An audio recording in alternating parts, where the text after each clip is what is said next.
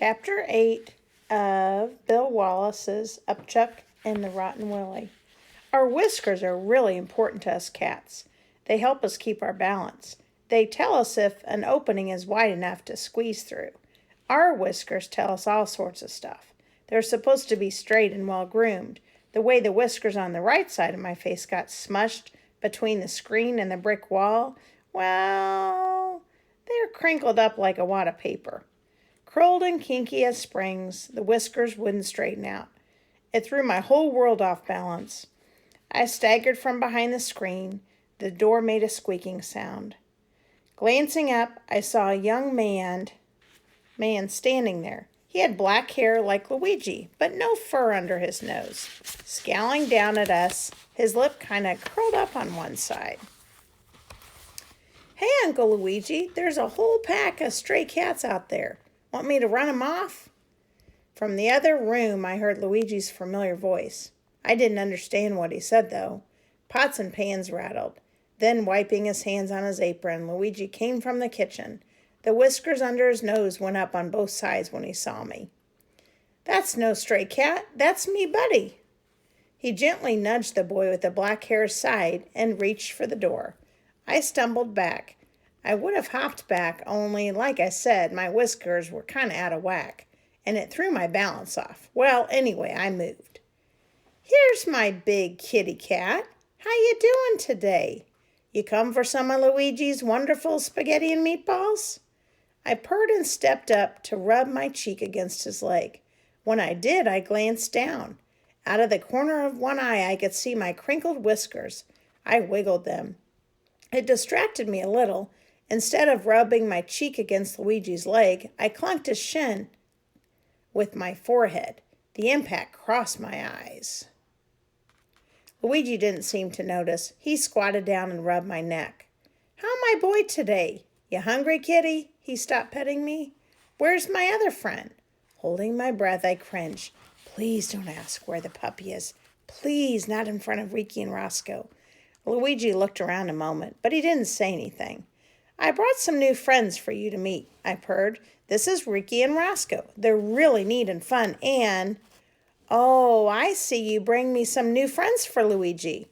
"I just told you that," I purred. Ricky flipped her tail. "People just don't understand." Luigi swooped me up in his arms. Between the squashed whiskers and the sudden weightlessness, I felt like a little dizzy. He held me in front of his face and smiled, and then he laughed. "You a good cat. Bring new friends to Luigi's. You've been telling them about how delicious Luigi's food is." "You can't tell anybody that," I purred so loud I knew Luigi would feel my vibrating. "Word can't explain how fantastic your spaghetti and meatballs are, Luigi. They have to taste it before they'd even come close to believing it."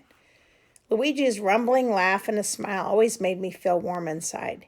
He put me down and rubbed my back some more, and then he went inside. "We got a fresh pot on the stove," he called over his shoulder. "Let Luigi make sure it's ready." The young man with the black hair trotted after him. "Fresh pot," he said. "You're feeding the good stuff to a bunch of strays?" His voice trailed off when we got to the other room. Ricky and Roscoe stepped up on another side of me and stretched their necks so they could see inside. "That guy's weird," Ricky said. "You see all that red gunk down in front of him?" "Yeah," Roscoe agreed. "And he can't even talk people English." "How come he talks so funny?" "Well, it's an accent," I told him. "Luigi's Italian. He hasn't been here very long, so he doesn't make quite the same mouth noises that most of the people do, who we're used to listening to." It's just a moment or two before Luigi came back. He sat 3 bowls in front of us. "Here you go. You kitty cats is going to love this. Luigi makes the best spaghetti and meatballs in the whole world. Eat up, you see." Roscoe sniffed his bowl, and then he licked his lips. Ricky didn't even bother to smell hers. She just pitched right in. Purring, I rubbed against Luigi's leg to thank him before I started on my meal. His laugh made me feel good. It made my whole world bright. "Wonder where is my little bitty puppy friend today?" Without lifting my head from the spaghetti, I glanced at Ricky and Roscoe. They were so busy slurping their food, I don't think they heard Luigi. I swallowed the lump in my throat. Luigi stepped over us. He leaned forward and peeked behind the trash cans. Then he walked the other direction and looked behind the building. Well, maybe he not hungry today, Luigi shrugged.